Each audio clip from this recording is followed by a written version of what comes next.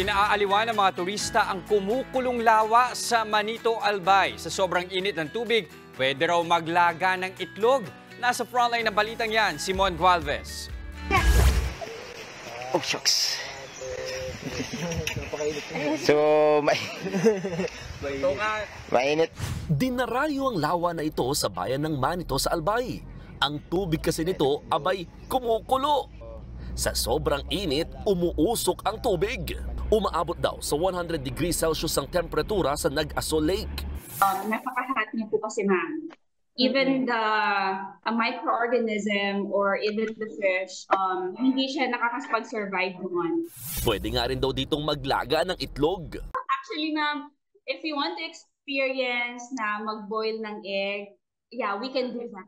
Since hindi naman po siya, ma'am, nabuksan or na-crack yung egg, safe po siya na kainin.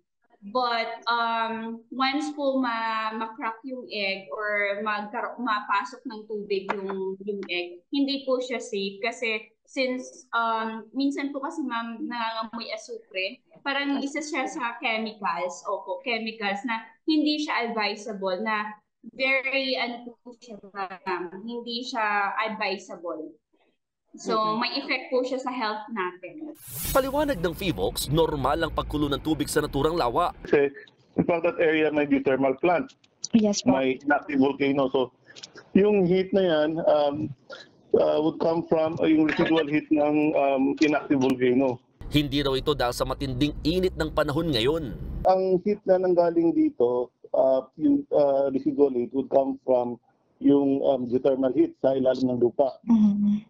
Yung sa panahon naman natin is galing sa taas, so it's nothing to do with yung the heat wave natin or El Nino. Bukas sa mga turista ang Nag-Aso Lake, pero mahigpit na ipinagbabawal ang paglublob o paliligo sa lawa. Hindi rin inirekomendang mamasyal dito ang may respiratory diseases dahil sa sumisingaw na sulfur dioxide.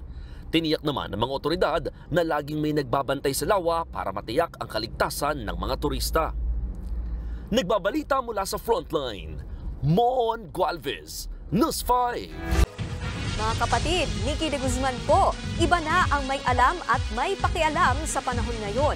Para sa tuloy-tuloy na balitaan sa Frontline kahit weekend, mag-follow at mag-subscribe sa social media pages ng News 5.